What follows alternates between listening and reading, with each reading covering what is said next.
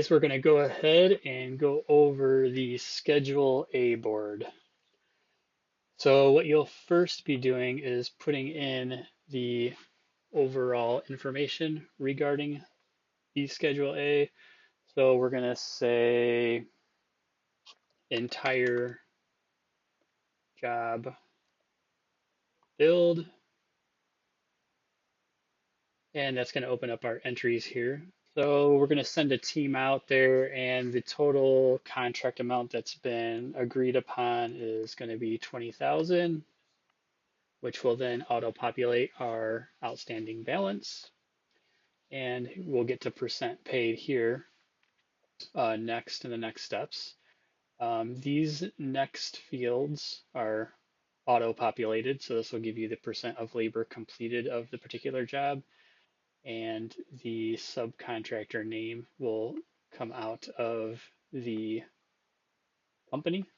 So 2S Whitetail Ranch, we already have the contractor name read, which will auto-populate, and we're going to send them over to Cadence Solar, which is in a ops reviewing status.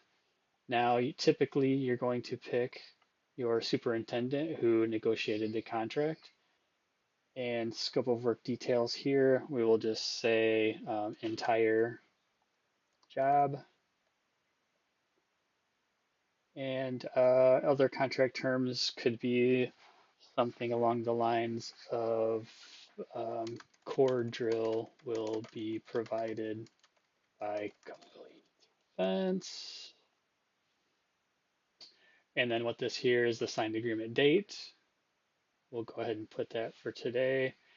And this is the signed documents saved to SharePoint, which is in the Trainual process. It'll show you where to save that. So we can just say yes for now.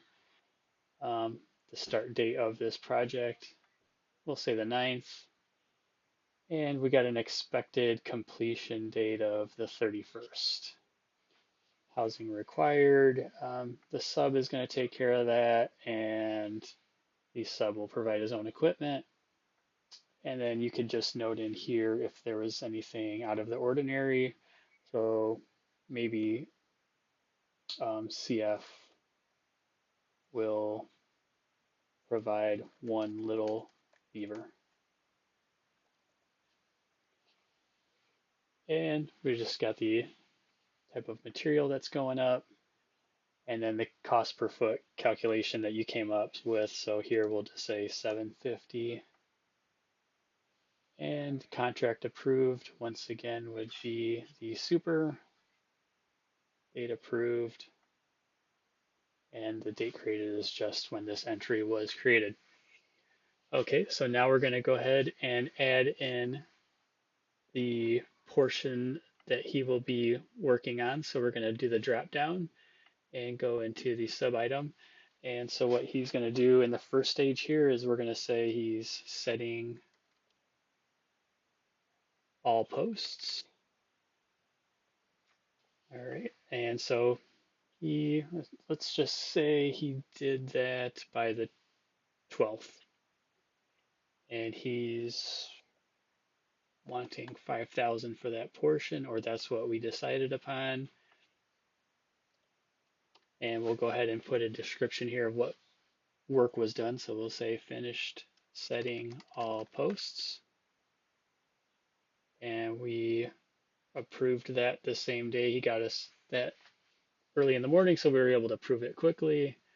We'll go ahead and select Jeremy. He's approving that, he's confirming that this was actually done. And we're going to go ahead and send that to AP. Now at this point, as you can see, once AP puts in that that was paid, the balance outstanding will drop down. So now we owe them 15,000, and we also see that we paid them 25%. Okay, so the percent of labor complete, this will change on the jobs board when the project coordinators are updating that. So right now we're showing 0, but typically you would see how much this was actually complete. So let's just pretend this was 50%. The project coordinators or the supers can look and say like, wow, they finished 50%, but we've only paid them 25%. So we need to look into that.